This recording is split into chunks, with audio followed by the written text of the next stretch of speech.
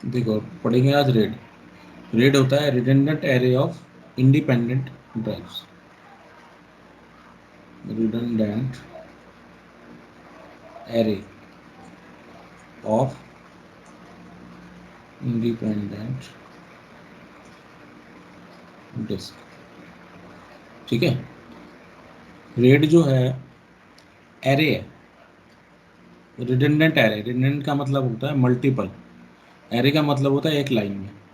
तो multiple disc को अगर हम एक लाइन में लगा दें या एरे में लगा दें, ठीक है, तो इससे हमारा क्या बन जाएगा, रेड बन जाएगा। रेड का बेनिफिट क्या होता है, क्यों हम रेड बनाते हैं? रेड इसलिए बनाते हैं क्योंकि हमारे पास अलग अलग कैपेसिटी की ड्राइव होती है, लेकिन हमें एक सिंगल लार्जर स्पेस चाहिए होता है।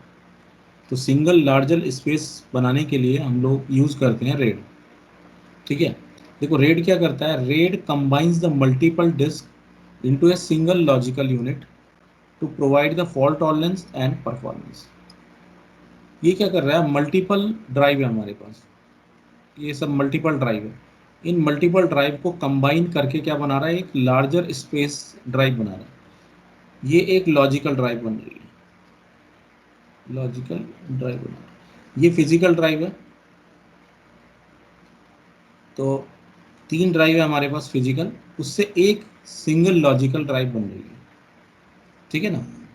अब ये क्या है, इन सभी डिस्क को कंबाइन करके यहाँ पे स्पेस बना देता है। इसका फ़ायदा क्या होता है, इसका फ़ायदा मिलता है हमें फॉल्ट टॉलरेंस में, और दूसरा क्या है, परफॉर्मेंस में। परफॉर्मेंस हाई हो जाती है अगर मल्टीपल हार्ड ड्राइव एक साथ काम करेंगे, एक साथ डेटा को रीड राइट करेंगे, तो हमें जो परफॉर्मेंस है, जो स्पीड है, वो ज़्यादा मिलेगी। राइट। फॉल्ट टॉलरेंस का मतलब होता है कि हमारे पास अगर मल्टीपल ड्राइव हैं और उनमें से कोई एक ड्राइव फेल हो जाती है, ठीक है, तो हमें कोई फ़र्क नहीं पड़ता इसमें। ठीक है, हमारा जो डेटा है वो सेव रहता है। तो इसी को हम फॉल्ट टॉलरेंस कहते हैं यहाँ पे। अब रेट जो है वो फॉल्ट टॉलरेंस प्रोवाइड करता है सिर्फ कुछ चीज़ों के लिए। अगर आप जो है डिस्क मिररिंग करोगे तो आपको फॉल्ट टॉलरेंस मिलेगा। ठीक है। और अगर आप पैरिटी इंफॉर्मेशन को स्टोर करोगे तब आपको फॉल्ट टॉलरेंस मिलेगा। तो देखो रेड के अलग अलग लेवल होते हैं। डिस्क मिररिंग जो है वो रेड लेवल 1 होता है, जिसे रेड 1 कहते हैं।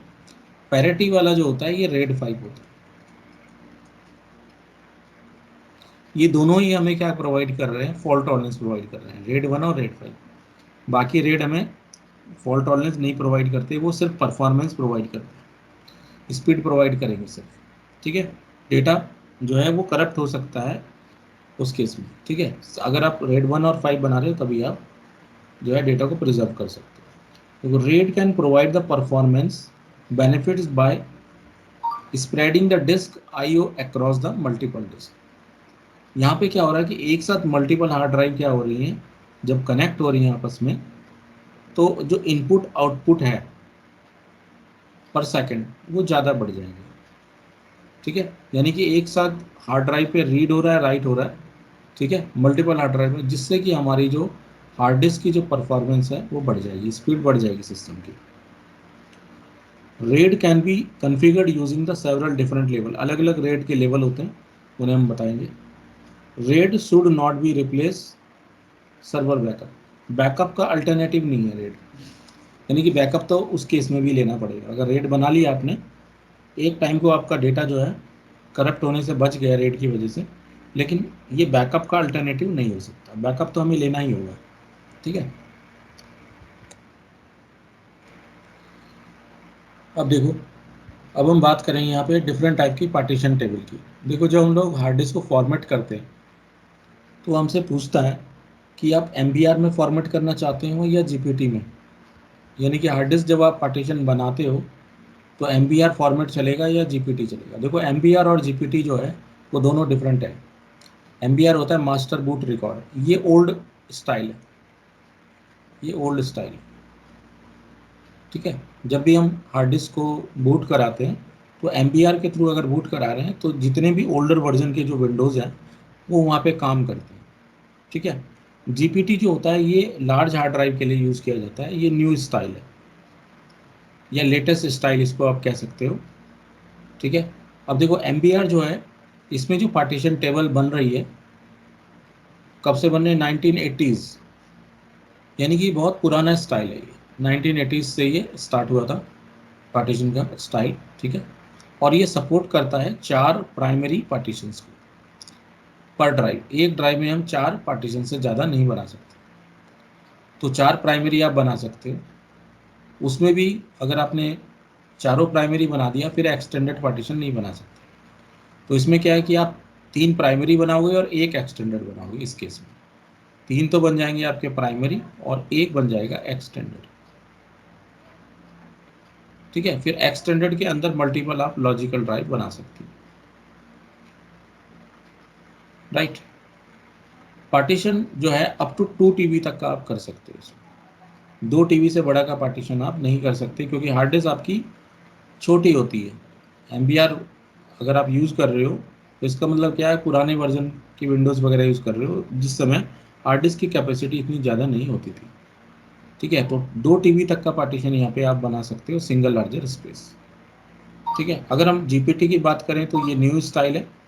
नए वर्जन के जितने भी विंडोज़ हैं, जैसे कि आप विंडोज सर्वर 16, 19 वगैरह यूज़ कर रहे हो, 22 भी आ गया है। तो जितने भी ये नई तरह की विंडोज़ हैं, विंडोज़ 8 हो गया, विंडोज 7 में भी यूज़ कर सकते हो, 8, 10, सब में जीपीटी चलेगा। जीपीटी होता है GUID पार्टीशन टेबल, इसे कहते हैं GUID पार्टीशन टेबल। एमवीआर होता है मास्टर बूट रिकॉर्ड, ठीक है। तो GUID पार्टीशन टेबल जो है ये न्यू जनरेशन विंडोज़ के लिए है। जीपीटी पार्टीशन जो है it's a successor of MBR partition. MBR के बाद ये आया था, ठीक है। इससे पहले एमबीआर ही चल रहा था, जीपीटी बाद में आया। It support up to 128 partitions per drive. देखो ये पार्टीशन ज़्यादा सपोर्ट करता है, यानी कि आप 128 पार्टीशन जो है एक सिंगल ड्राइव में बना सकते हो। क्योंकि हमारे पास जो हार्ड डिस्क की कैपेसिटी होती है वो 2 टीबी से ज़्यादा होती है। अगर आपके पास 2 टीबी से ज़्यादा की ड्राइव है या 2 टीबी से ज़्यादा का पार्टीशन बना रहे हो आप, तब आप जीपीटी यूज़ करोगे तो आपकी परफॉर्मेंस जो होगी वो ज़्यादा होगी, राइट। और इसमें पार्टीशन आप बना सकते हो अप टू 18 एक्साबाइट, ठीक है ना। इसमें पार्टीशन आपका बनेगा मैक्सिमम 18 ईबी एक्साबाइट तक, ठीक है। Use MBR for disk smaller than 2 TB. अगर आप 2 टीबी से कम की हार्ड डिस्क यूज़ कर रहे हो तो एमबीआर यूज़ करिए, और अगर 2 टीबी से ज़्यादा की हार्ड डिस्क है, आपकी लार्जर हार्ड डिस्क है, तो आप जीपीटी यूज़ करो, ठीक है। अब हम बात करेंगे अलग अलग फाइल सिस्टम में जब हम लोग फॉर्मेट करते हैं तो उसमें कौन कौन से फाइल सिस्टम यूज़ होते हैं। यहाँ पे देखो हमारे पास डिफरेंट टाइप के फाइल सिस्टम होते हैं जिनमें फैट पार्टीशन है, एंटीफेस पार्टीशन और REFS, रीजाइलेंस फाइल सिस्टम, ठीक है। तो देखो फैट जो होता है ये फाइल एलोकेशन टेबल कहते हैं इसे कहते हैं फाइल एलोकेशन टेबल, ठीक है। जो फैट पार्टीशन है वो ओल्ड स्टाइल है, सबसे पुराना जो स्टाइल है वो फैट है। फैट में कोई भी हार्ड डिस्क को आप फॉर्मेट करते हो तो ये ज़्यादा लार्जर हार्ड डिस्क के लिए यूज़ नहीं किया जाता बेसिकली, ठीक है ना। फैट जो फाइल सिस्टम है ये बेसिक फाइल सिस्टम है, तो पुराने तरह के जितने भी ऑपरेटिंग सिस्टम है वो फैट के ऊपर काम करते हैं। इसमें क्या होता है, कोई भी आप फैट का पार्टीशन बना रहे हो तो 2 GB से बड़ा पार्टीशन आप एक्सपेक्ट मत करो फैट में, क्योंकि ये लार्जर हार्ड डिस्क को सपोर्ट नहीं करते, लार्जर पार्टीशन को ये सपोर्ट नहीं करते, ठीक है ना। FAT 32 to enable larger disk. इसके बाद फैट में फैट 32 आ गया। 32 में 32 GB तक का पार्टीशन आप बना सकते थे, 32 GB तक का। 32 GB से ऊपर का आप एक्सपेक्ट नहीं करते थे इसमें। और फिर आ गया एक्सफैट। एक्सफैट में और ज़्यादा आप यूज़ कर सकते हो, पर exFAT is only looking for the flash drive. हम लोग फ्लैश ड्राइव यूज़ करते हैं, यूएसबी ड्राइव होती है, उसमें जो पार्टीशन स्टाइल हम लोग यूज़ करते हैं फास्ट एक्सेसिंग के लिए वो एक्सटेंडेड फैट कह सकते हो आपसे, यानी एक्स फैट, ठीक है ना। तो ये फैट का हो गया हमारा। फैट में कोई भी किसी भी टाइप की सिक्योरिटी अवेलेबल नहीं होती। हम लोग फोल्डर वगैरह बनाते हैं तो उसके ऊपर हम सिक्योरिटी नहीं लगा सकते फैट के अंदर, ठीक है। तो फैट में आप एक्सपेक्ट कर लीजिए कि ये स्टाइल जो है वो पुराना स्टाइल है, और इसमें किसी भी टाइप की कोई सिक्योरिटी नहीं है। ठीक है ना, समझ आ गया? अच्छा।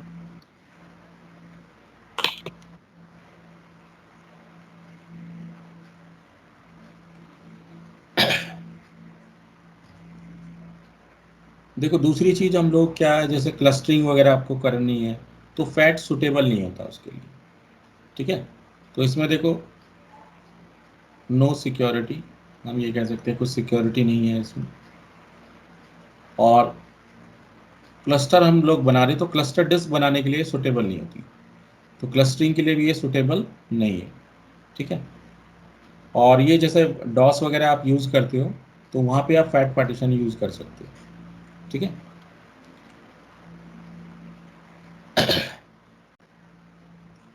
अच्छा, इसके बाद हम आगे बढ़ेंगे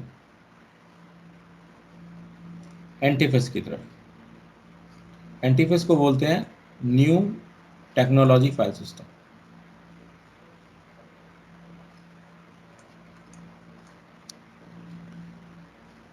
देखो एंटीफेस जो है ये फैट के बाद आया था, मतलब पहले फैट आया, फिर फैट 32 आया। ठीक है, उसके बाद एक्स फैट आ गया, उसके बाद एंटीफेस आ गया। एक्स फैट जो है वो बाद में आया था, एंटीफेस पहले आ गया था। ठीक है, तो एंटीफेस जो पार्टीशन स्टाइल है वो बेसिकली जो सर्वर की हार्ड ड्राइव्स वगैरह होती है या रेड बनाते हो तो उसके लिए सबसे अच्छा फाइल सिस्टम माना जाता है। ठीक है, इसे न्यू टेक्नोलॉजी फाइल सिस्टम कहा गया। अब इसमें देखो क्या होता है कि इसमें जब आप डेटा को स्टोर करते हो तो ये कंप्रेस फॉर्मेट में डेटा को स्टोर करता है, यानी कि कम जगह लेता है। अगर आप फैट में किसी फाइल को डालोगे तो ज़्यादा जगह लगेगी, इसमें कंप्रेशन नहीं होता। इसमें सबसे अच्छी चीज़ क्या है कि इसमें कंप्रेशन होता है बाय डिफॉल्ट, यानी कि सबसे पहले जो कंप्रेशन को लेके आया था वो एंटीफेस लेके आया था। ठीक है ना, तो जिससे कि आपका जो स्टोरेज का साइज है वो ज़्यादा बढ़ जाएगा। ठीक है ना, क्योंकि कम स्पेस लेगा। ठीक है, तो इसलिए हम लोग जो है एंटीफेस जो है यूज़ करते हैं। अब देखो इसमें एक क्वालिटी है मेटा डेटा। मेटा डेटा का मतलब होता है डेटा इनसाइड डेटा। ठीक है, यानी कि आप इसमें क्या कर सकते हो, मल्टीपल डेटा को स्टोर कर सकते हो और उसके क्या बन जाएंगे यहाँ पे डिफरेंट टाइप के पॉइंटर्स बन सकते हैं। इसमें क्या है कि आप डेटा कहीं रख रहे हो और किसी भी हार्ड डिस्क से उसका एक पॉइंटर क्रिएट हो जाता है, जिससे कि आप जो है उस डेटा को वहाँ से रिट्रीव कर सकते हो। तो ये सपोर्ट करता है मेटा डेटा को और डिफरेंट टाइप के जो फाइल सिस्टम है। ठीक है, उसमें सबसे बेटर एंटीफेस ही है, क्योंकि हर तरह की एप्लीकेशंस को ये सपोर्ट करता है। जितनी तरह की आपकी एप्लीकेशन चल रही है उसमें एंटीफेस जो है सबसे बेटर माना जाता है। ठीक है,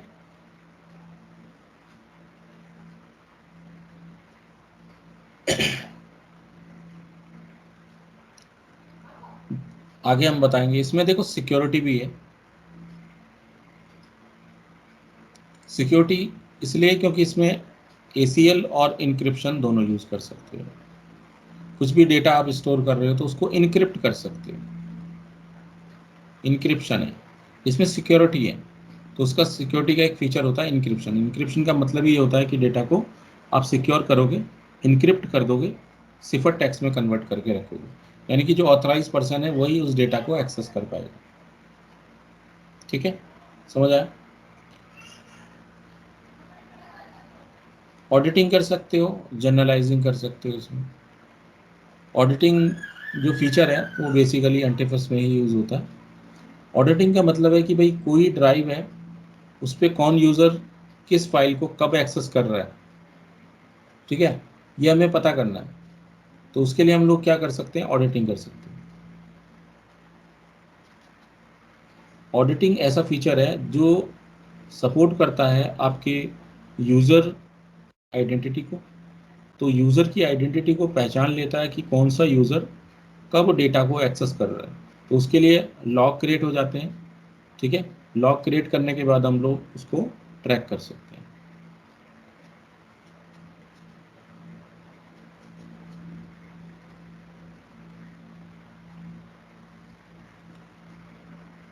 तो ये ACL वाला जो पार्ट है, क्या चीज? ये सिक्योरिटी में ACL ACL security. ACL ACL तो देखो क्या है ना, एक्सेस कंट्रोल लिस्ट कहते हैं एसीएल को। एसीएल का मतलब ये होता है जैसे कोई यूजर है तो उसके पास कौन से राइट है, रीड कर रहा है, राइट कर रहा है, एग्जीक्यूट कर रहा है, तो ये एक एसीएल बन गई। समझ रहे हो?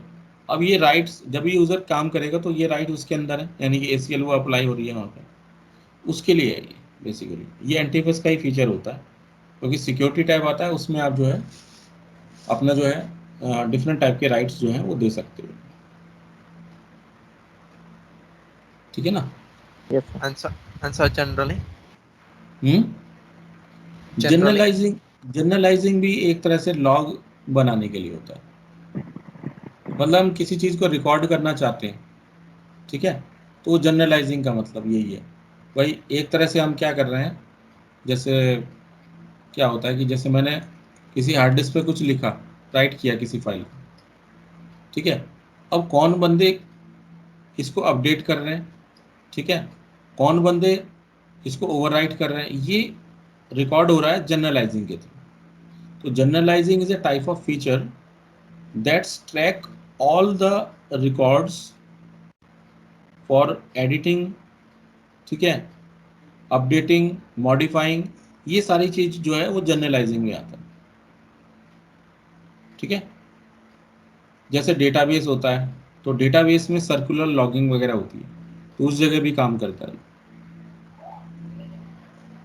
ठीक है ना? ये yes, sir. जनरलाइजिंग होता है, इसी को हम जनरलाइजिंग कहते हैं। ठीक है ना?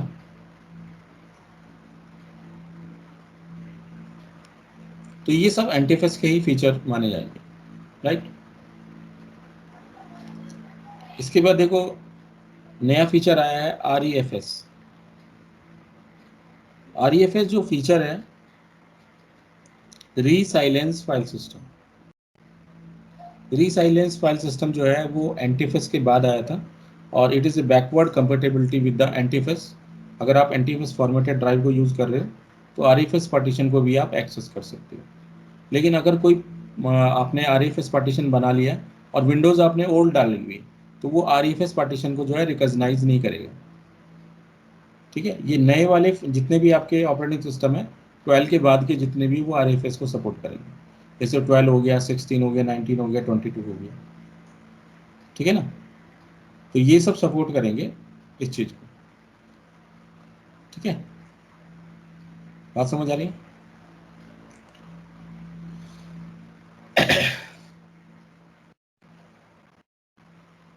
REFS जो है डेटा वेरिफिकेशन के लिए और एरर करेक्शन के लिए जो है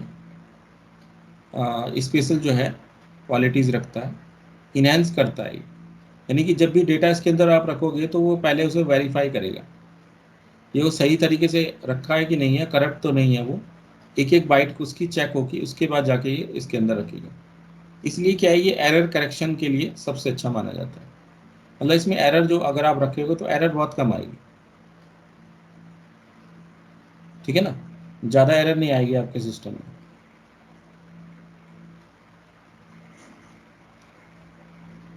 support for the larger file, ये बेसिकली जो बनाया गया था ये लार्ज फाइल को सपोर्ट करने के लिए बनाया गया था। डायरेक्टरीज, वॉल्यूम्स, लार्ज वॉल्यूम अगर आप बना रहे हो तो REFS आप यूज़ करोगे। इसमें भी 16 एक्साबाइट तक आप यूज़ कर सकते हो। ठीक है, तो ये आपके फाइल सिस्टम हो गए आपके। ठीक है, इसके बाद देखो हम लोग विंडोज़ के अंदर, यहाँ पे विंडोज सर्वर के अंदर एक फीचर यूज़ करते हैं जिसे हम कहते हैं स्टोरेज स्पेस। स्टोरेज स्पेस क्या होता है बेसिकली? स्टोरेज स्पेस क्या करता है, देखो, use the storage space to add the physical disk of any type and size to storage pool. देखो हमारे पास क्या होता है, रेड में अधिकतर जो हार्ड ड्राइव होती है वो सेम कैपेसिटी की होनी चाहिए, तभी रेड सही तरीके से काम कर पाता है। ठीक है, लेकिन स्टोरेज स्पेस एक ऐसा फीचर है जिसमें आप मल्टीपल फिजिकल ड्राइव जब यूज कर रहे हो तो किसी भी साइज और कैपेसिटी की यूज कर सकते हो, ठीक है। और उसके थ्रू हम बना सकते हैं highly available virtual disc. Highly available virtual disc का मतलब होता है कि जितनी भी हार्ड डिस्क आपने यहाँ पे लगाई हैं, ये मिला के क्या करेंगी, एक वर्चुअल डिस्क को बनाएंगी। ये बनाएंगे एक क्या, वर्चुअल डिस्क। और ये जो वर्चुअल डिस्क बनेगी ये फॉल्ट टॉलरेंस बनेगी। ये कैसे बनेगी, फॉल्ट टॉलरेंस बनेगी, यानी इसमें रेड वगैरह अपने आप अप्लाई हो जाएगा बिना लगाए। हमें स्टार्टिंग में बताना पड़ेगा आपको कि कौन से तरह का रेड आप अप्लाई करना चाहते हैं, तो उसी तरह का रेड यहाँ अप्लाई हो जाएगा। हमें मैनुअली रेड बनाने की जरूरत नहीं पड़ेगी इसमें, ठीक है ना। To create a virtual disk you need to following, देखो क्या क्या करना पड़ेगा वर्चुअल डिस्क बनाने के लिए। वन और मोर फिजिकल डिस्क, हमारे पास होनी चाहिए एक से ज़्यादा फिजिकल डिस्क। जब मल्टीपल फिजिकल डिस्क होंगी तब उन्हें कंबाइन करके एक पूल के अंदर ले लेंगे, जिसे हम बोलेंगे स्टोरेज पूल, और उस पूल को यूज करके हम वर्चुअल डिस्क बनाएंगे, ठीक है। देखो storage pool that include the disk, हमें ही बनाना पड़ेगा एक स्टोरेज पूल। हमारे पास फिजिकल डिस्क है मल्टीपल, ठीक है। हमने क्या किया, फिजिकल डिस्क को ऐड किया और एक बना लिया स्टोरेज पूल, और स्टोरेज पूल में वो सारी डिस्क क्या होगी, कंबाइन होगी। ये सारी डिस्क क्या है, कंबाइन होके एक डिस्क बन गई है, सिंगल, ठीक है। Virtual drives that are created with disk from the storage pool, storage pool से ही आपकी वर्चुअल डिस्क बनती है। Disk drive that are based on virtual drives, उसके बाद हम क्या है इसके अंदर पार्टीशन बना के ड्राइव बना सकते हैं, वर्चुअल ड्राइव बना सकते हैं। और ये हमारी जो बनेगी ये फॉल्ट टॉलरेंस वाली ड्राइव बनेगी। अगर वो डिलीट हो जाती हैं या करप्ट हो जाती हैं तो रिकवर कर सकते हो उसे, ठीक है। तो इस तरह की फैसिलिटी आपको देगा देगा ये स्टोरेज पूल या स्टोरेज स्पेस, ये फीचर जो आपको दिया जा रहा है विंडोज़ के अंदर, ठीक है। Virtual drives are not virtual hard disk, they should be considered a drive in disk manager. देखो क्या है कि ये VHD फॉर्म में काम नहीं कर रही, बल्कि एक आइसोलेटेड ड्राइव की फॉर्म में काम कर रही है, एक इंडिपेंडेंट ड्राइव के रूप में काम। तो एक ड्राइव मिलेगी आपको, सारी मल्टीपल डिस्क को कंबाइन करके एक डिस्क दिखाई देगी आपको, फिजिकल जैसे कि लगी हो, ठीक है ना। वो अलग अलग डिस्क नहीं दिखाई देंगी, वहाँ पे सारे कंबाइन होके एक बना देगा ये, यही इसकी फैसिलिटी होती है, ठीक है ना। अब देखो डिस्क को मैनेज करने के लिए हम लोग यहाँ पे यूज़ करेंगे स्टोरेज पूल, ठीक है, इसका मैं लैब कराऊंगा। और डिस्क मैनेजमेंट, सबसे पहले डिस्क मैनेजमेंट करेंगे और यहाँ पे रेड वगैरह कॉन्फ़िगर करेंगे, डिफरेंट टाइप के वॉल्यूम्स बनेंगे, ठीक है। और उसके बाद स्टोरेज पूल बनाएंगे और स्टोरेज पूल के अंदर भी वॉल्यूम्स बनाएंगे, ठीक है। अब सबसे पहले देखो डिस्क मैनेजमेंट में हम पार्टीशन वगैरह के बारे में बात कर लेते हैं। पार्टीशन क्या होता है, a physical disk is section into the separate partitions. भाई एक आपने ड्राइव ले ली और इसको अलग अलग पार्ट में डिवाइड कर दिया, तो हर एक पार्ट क्या कहलाएगा, एक पार्टीशन कहलाएगा, ठीक है ना। A physical disk can have up to the 3 primary partition and 1 extended. देखो मैंने आपको बताया था, अगर आप बेसिक डिस्क की बात कर रहे हो, बेसिक डिस्क, हार्ड डिस्क को हम दो तरीके से यूज कर सकते हैं, बेसिक डिस्क और डायनेमिक डिस्क, दो तरीके से। अगर आप बेसिक डिस्क बना रहे हो तो उसमें 3 तो बनेंगे प्राइमरी पार्टीशन और एक बनेगा एक्सटेंडेड। तो वही आपको बता रहा है, देखो 3 primary partition and 1 extended partition. तो देखो आपने क्या किया, इस हार्ड डिस्क को फॉर्मेट किया, एक आपने यहाँ पे पार्टीशन बना लिया, ये बन गया प्राइमरी, ठीक है। और अब आपने बाकी प्राइमरी ना बना के ये पूरा पूरा जितना पार्टीशन है, ये वाला जो बच्चा है, ये वाला, ये कहलाएगा एक्सटेंडेड। और फिर एक्सटेंडेड को आप तोड़ लो तो लॉजिकल ड्राइव बन जाएगी इसके अंदर, ठीक है। तो ये पूरी एक ड्राइव है, इसमें ये प्राइमरी हो गया और बाकी ये जो है आप देख रहे हो ये एक्सटेंडेड ड्राइव है पूरा, इसमें पार्टीशन आपका बनता रहेगा। तो ये आपके लॉजिकल ड्राइव बनेंगे इसके अंदर, लॉजिकल 1, लॉजिकल 2, 3, 4, राइट। प्राइमरी इसलिए बनाया जाता है क्योंकि प्राइमरी से ही हम बूट कर सकते हैं अपने सिस्टम को, ठीक है। तो जब आप कोई भी विंडोज इंस्टॉल करते हो तो बूट पार्टीशन होना चाहिए, और boot partition is an active partition. अगर पार्टीशन एक्टिव नहीं होगा तो बूट नहीं कर पाएगा, तो पार्टीशन जो है अगर आप प्राइमरी बनाते हो तो उसे हम एक्टिवेट कर सकते हैं बूटिंग के लिए, राइट। एक्सटेंडेड पार्टीशन आर सब divided into the logical drive, यानी कि आपने क्या किया, एक्सटेंडेड पार्टीशन बनाया पूरा इतना बड़ा, और फिर इसको लॉजिकल ड्राइव 1 2 3 4 में डिवाइड कर दिया इस तरह से, ठीक है।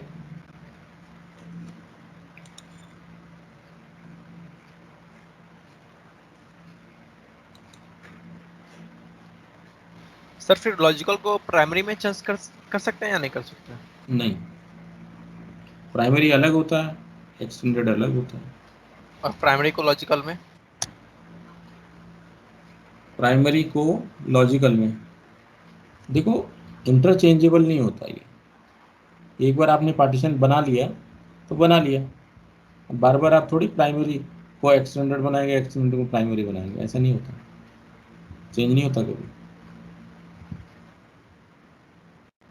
ठीक है। अब बताते हैं फॉल्ट टॉलरेंस होता क्या। देखो हम लोग सरवाइव करना चाहते हैं फेलियर से। Your ability to survive a hardware failure is called fault tolerance. अगर आपकी कोई ड्राइव फेल हो जाती है तो आपका डेटा सेव रहना चाहिए, यानी कि डेटा आपका रिकवर हो जाना चाहिए, उसी एबिलिटी को हम कहते हैं fault tolerance. Fault tolerant volume provide the data redundancy. अधिकतर फॉल्ट टॉलरेंस जो वॉल्यूम होते हैं वो एक जगह डेटा को नहीं स्टोर करते बल्कि एक से ज़्यादा जगह पे डेटा को स्टोर करते हैं, इसलिए उसे कहते हैं डेटा रिडंडेंसी। तो एक जगह से अगर डेटा डिलीट हो जाता है तो दूसरी जगह से हम डेटा को रिकवर कर लेते हैं, जस्ट लाइक मिररिंग, मिररिंग में होता है ऐसा। Fault tolerance volume are not replacement for backup, ये बैकअप का अल्टरनेटिव नहीं हो सकता, क्योंकि बैकअप तो हमें लेना ही पड़ता है, ठीक है। अब हम बात करेंगे डायनेमिक डिस्क की। देखो बेसिक डिस्क से कन्वर्ट करके आप डायनेमिक में बना सकते हो। डायनेमिक डिस्क में ये फैसिलिटी होती है कि आप उसके अंदर रेड बना सकते हो मल्टीपल हार्ड ड्राइव को कंबाइन करके, ठीक है। तो इसमें देखो सबसे पहले बनेगा इसमें simple volume. Simple volume first type का वॉल्यूम है डायनेमिक के अंदर। It's contain space on a single disk. अगर एक ही आपके हार्ड ड्राइव है और उसी हार्ड ड्राइव को फॉर्मेट कर देते हो और एक वॉल्यूम बना लेते हो तो इसमें simple volume by default create हो जाता है। It can be extended if the formatted with एंटीफेस।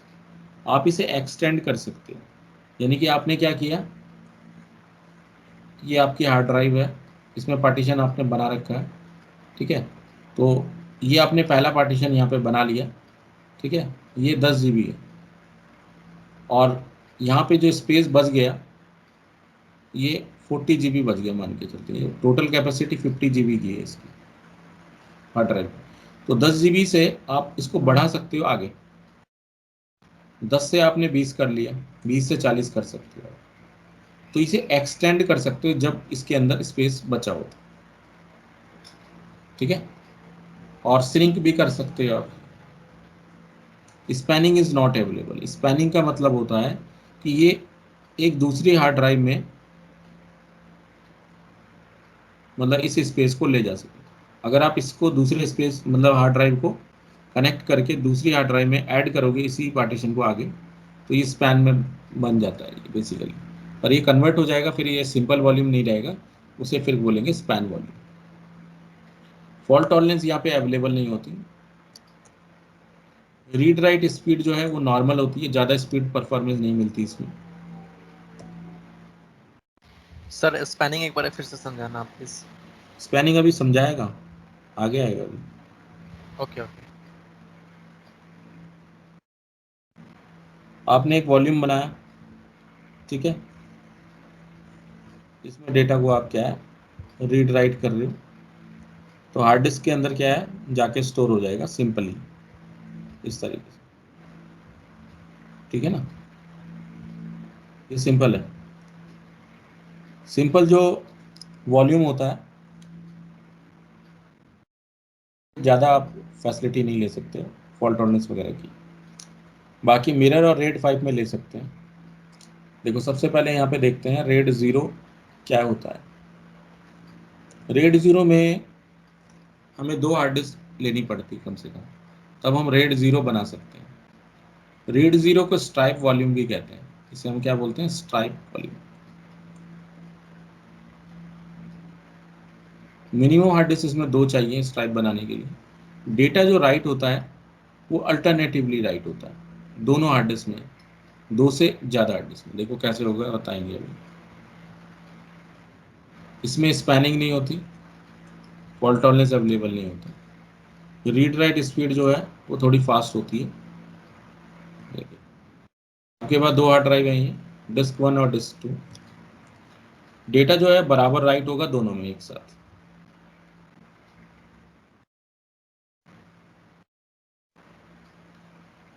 ये देखो दोनों में जा रहा है डेटा बराबर, ठीक है। ये देखो, तो मान के चलते हैं कि भाई मेरे पास 10 MB का डेटा है, तो 2 पार्ट में टूट जाएगा, 5 MB 5 MB, 5 MB इसमें जाएगा, 5 MB इसमें जाएगा, ठीक है ना। एक ही फाइल के 2 टुकड़े हो जाएंगे और दोनों ड्राइव में राइट हो जाएगी, ठीक है ना। और जब एक्सेस करोगे तो दोनों से एक्सेस एक साथ एक्सेस होगा, इसी को हम रेड 0 बोलते हैं। ये क्या बन गया, स्ट्राइप बन गया। ये सेम कैपेसिटी का स्ट्राइप बनता है वैसे, यानी कि अगर ये 20 GB है तो ये भी 20 GB होगा, ठीक है ना। मिरर कैसे बनता है, देखो मिरर होता है रेड 1, मिरर को हम बोलते हैं रेड 1। मिरर के लिए भी 2 हार्ड डिस्क चाहिए होती है हमें। मिरर में क्या होता है, साइमल्टेनियसली डेटा रिटर्न होता है दोनों वॉल्यूम्स के अंदर और दोनों हार्ड ड्राइव के अंदर, यानी कि डेटा की क्लोनिंग होती है इसमें। इसमें टूट के नहीं जाता डेटा, बल्कि डुप्लीकेट होके जाता है। Any volume can be mirror including the system and board volume, किसी भी वॉल्यूम को आप मिरर बना सकते हो। फॉल्ट टॉलरेंस इसमें अवेलेबल होता है। फॉल्ट टॉलरेंस का मतलब है कि एक अगर वॉल्यूम आपका करप्ट हो गया तो दूसरा वॉल्यूम में डेटा है, वहाँ से आप एक्सेस कर सकते हो। रीड राइट स्पीड जो है इसकी स्लो होती है, क्योंकि डेटा 2 जगह राइट होता है एक साथ, यानी कि डेटा की रेंडेंसी होती है, इसलिए स्पीड कम हो जाती है। और 50% ओवरहेड होता है। 50% ओवरहेड का मतलब है कि आपने एक हार्ड ड्राइव ले ली ये वाली और एक ये ले ली, ये 50 GB की है और ये भी 50 GB की है, तो इसमें देखो 50 GB ही कंज्यूम कर सकते हो आप एक टाइम में, यानी कि ओवरहेड जो है वो 50% है।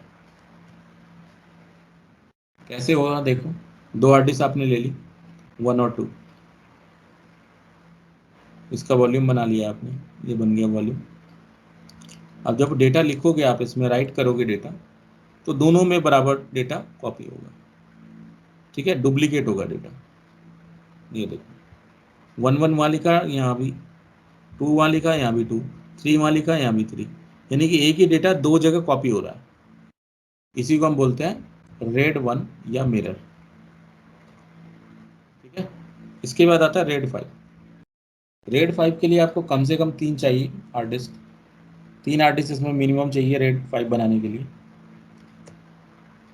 Data is written alternatively and evenly of 2 और more disk with parity written on the 1 disk. देखो होता क्या है इसमें, स्ट्राइप इसमें बनता है स्ट्राइप, जैसे रेड 0 में मैंने आपको बताया था स्ट्राइप बनेगा, इसमें भी स्ट्राइप बनेगा और साथ में क्या बनेगी, पैरिटी बनेगी। Parity is a recovery information use to reconstruct the data after recovery, ठीक है। तो डेटा जो है वो यहाँ सेव होगा और इसकी पैरिटी यानी कि रिकवरी इंफॉर्मेशन यहाँ स्टोर होगी। तो डिस्क, ये डिस्क डेटा हो गया और ये इसकी पैरिटी होगी, इस तरह से स्टोर होगा, ठीक है। फॉल्ट टॉलरेंस अवेलेबल होता है इसमें, यानी कि रिकवरी अवेलेबल है। रीड राइट स्पीड फास्ट होती है क्योंकि ये एक स्ट्राइप है। कैसे काम करेगा देखो, हमने 3 हार्ड ड्राइव ले ली, 1 2 एंड 3, इसका वॉल्यूम बना लिया, ये बन गया वॉल्यूम। डेटा रिटर्न रिटर्न करेंगे इसके ऊपर, ठीक है। तो देखो 3 पार्ट में डिवाइड हो जाएगा, क्योंकि स्ट्राइप में क्या होता है, टूट जाता है 3 पार्ट में। अब डेटा देखो 3 पार्ट में टूट रहा है। अब देखो क्या हो रहा है, पहले और दूसरे हार्ड डिस्क की पैरिटी यहाँ जा रही है तीसरे में, ठीक है ना। ये देखो, फिर जब डेटा राइट हो रहा है तो इन दोनों की पैरिटी यहाँ चली जाएगी, फिर डेटा राइट होगा, फिर क्या होगा, इसकी पैरिटी यहाँ चली जाएगी। यानी कि पैरिटी जो होती है इंटरमीडिएटली स्टोर हो रही है। नहीं समझे? यहाँ पे क्या हो रहा है, देखो, एक ही हार्ड यस ड्राइव सर। है, एक ही हार्ड ड्राइव है, एक ही हार्ड ड्राइव, ठीक है। तो यहाँ पे मैंने डेटा लिखा, यहाँ पे डेटा लिखा, ये पहली हार्ड ड्राइव है, इसमें डेटा आ तो गया, लेकिन इसकी रिकवरी कहाँ गई, दूसरी वाली में, ये रिकवरी है। जब डेटा यहाँ राउट होगा तो रिकवरी यहाँ राइट होगी, ठीक है। उसके बाद जब मैं डेटा दोबारा से स्टोर करूँगा इस वाले में, तो डेटा यहाँ राइट होगा, लेकिन इसके रिकवरी यहाँ पे राइट होगी, ठीक है। फिर दोबारा से डेटा लिखूंगा तो यहाँ पे क्या है, डेटा राइट होगा और इसकी रिकवरी यहाँ बनेगी। समझ रहे मेरी बात को? उसी डेटा की रिकवरी उसी ड्राइव में नहीं बनती। अगर उसी डेटा की रिकवरी उसी ड्राइव में बनेगी तो क्या होगा, अगर मान के चलते हैं इसका डेटा है और रिकवरी भी यहाँ पे स्टोर है, अगर ये हार्ड डिस्क चली गई, करप्ट हो गई, तो इसके साथ पैरिटी भी चली जाएगी, इसकी रिकवरी भी चली जाएगी।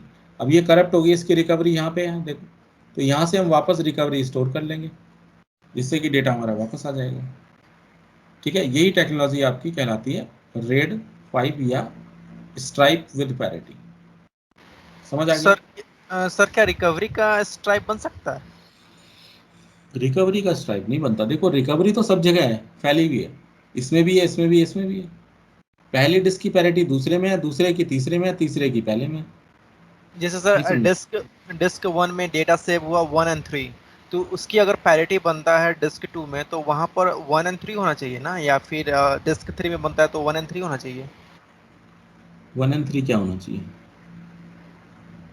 पैरिटी? देखो, पैरिटी उसी डिस्क में नहीं जाएगी, और दूसरे में जाएगी भाई। हाँ सर, मैं वही कह रहा हूँ, लाइक जैसे कि डिस्क 1 में डेटा है 1 और 3, हाँ, उसकी पैरिटी अगर बनती है डिस्क 2 और डिस्क 3 में, तो उसकी पैरिटी 1 इसमें और जा रही 3। है, इसमें जा रही है, 3 में जा रही है इसकी। ओके। ठीक है। दूसरे वाले की जो है पैरिटी, वो इसमें जा रही है, इसकी इसमें आ रही है, ऐसे हो रहा है। ये बटी होती है, एक जगह नहीं होती है, बटी होती है, सर ये parity alternative 3 and alternative 4। Store होती रहती है। ओके सर, डिस्क 2 में जो पैरिटी 3 एंड 4 लिखा हुआ उसका मतलब क्या? तो ये हो रहा है ना, ये देखो, यहाँ पे भी डेटा गया और यहाँ पे भी डेटा गया, तो इन डेटा की जो पैरिटी है वो यहाँ आ रही है। नहीं समझे? ओके। फिर से राइट हुआ डेटा, ये चीज़ समझ आ रही है? यस सर, इतना समझ में आ गया। अब देखो, दोबारा से जब डेटा राइट होगा तो देखो, यहाँ पे राइट हुआ और यहाँ पे राइट हुआ, तो पैरिटी कहाँ आएगी, यहाँ आएगी। नहीं समझे? देखो, इसमें डेटा राइट हुआ और इसमें डेटा राइट हुआ, हुआ नहीं हुआ, तो पैरिटी कहाँ आएगी, यहाँ आएगी ना। Yes sir. फिर से डेटा राइट हो रहा है, देखो, अब डेटा यहाँ और यहाँ राइट हो रहा है, तो पैरिटी कहाँ जा रही है, ऊपर वाले में। नहीं समझ रहे हो? Yes sir. तो सर ये ये कैसे सर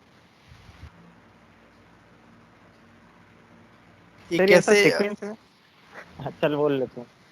हाँ सर, मेरा क्वेश्चन है कि कैसे ये डिटरमाइन होता है कि डेटा डिस्क 1 में होगा या फिर 2 में होगा या फिर 3 में होगा? तीनों में नहीं हो सकता डायरेक्ट? डेटा तो तीनों में ही है यार। देखो, डेटा प्लस पैरिटी, देखो डेटा है तो उसकी पैरिटी है, ये रिकवरी है इसकी। मैंने पहले डेटा कहाँ रखा, ये एक है, दूसरी है, ये तीसरी है। देखो, जब स्ट्राइप में डेटा डालते हैं तो ये क्या करता है, एक साथ इन दोनों में डेटा को रख रहा है, यहाँ भी रखा और यहाँ भी रखा, थर्ड में नहीं रख रखा। सकता सर? अब ये देखो क्या है, ये थर्ड में इसलिए नहीं रखेगा डेटा को, क्योंकि इसमें रखेगा ये पैरिटी को। नहीं समझ रहे हो? समझ गए। अगर ये तीनों में ही डेटा को रखता, मान के ये 3 हो गए, अब इसकी पैरिटी कहाँ रखोगे मुझे बताओ? फिर एक और डिस्क होनी चाहिए इसके लिए। फिर एक और डिस्क चाहिए ना, हो गया ना गड़बड़? Yes sir, yes sir. अब आप बोलोगे डबल पैरिटी स्टोर हो, ठीक है, वो कॉन्सेप्ट अलग है, वो आ गया रेड 6। रेड 6 में डबल पैरिटी स्टोर होती है। अभी रेड 5 तक ही पढ़ लो, क्योंकि आपके कोर्स में रेड 5 तक ही है। ऐसे तो आपके मल्टीपल रेड हैं, आपके रेड 10 भी है, ठीक है, 1+0 कहते हैं उसको, वो नहीं बताया है यहाँ पे। ये समझ लो कि डेटा जहाँ रखा है ना, उसके अल्टरनेटिव ड्राइव में ही पैरिटी रखी है, बस, दैट्स इट, ठीक है। Yes sir. ये देखो यहाँ पे ये ड्राइव फेल हो गई, ये देख रहे हो, डिस्क 2 क्या है, लॉस हो गई। डिस्क 2 जब लॉस हो गई तो इसकी जो पैरिटी थी वो कहाँ पे थी, दूसरी जगह थी, ठीक है ना, अल्टरनेटिव ड्राइव में थी। तो इन दोनों जगह से पैरिटी को निकाल के तीसरी जगह रख दिया जाएगा। यहाँ पे एक नई हार्ड डिस्क लगा दी जाएगी, ये नई हार्ड डिस्क लग गई आपकी, और डेटा फिर से जनरेट हो जाएगा वाया पैरिटी, ठीक है।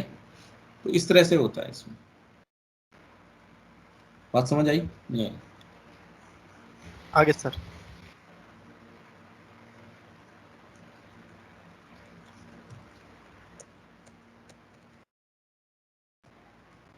ये भी बता देते हैं माउंटिंग किसे कहते हैं। देखो डेटा ड्राइव को माउंट कर सकते हो और लिंक बना सकते हो।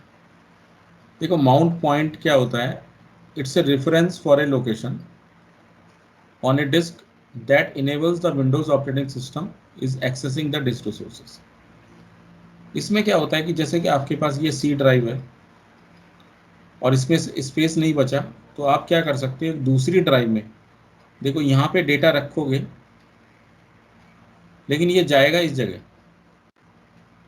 यहाँ पे क्या है, डेटा स्टोर नहीं हो रहा, बस यहाँ पे एक पॉइंटर बन जाएगा और डेटा को यहाँ से उठा लेगा। इसी को हम कहते हैं माउंटिंग करना। तो आप इससे क्या है, वॉल्यूम बना के माउंट कर सकते हो।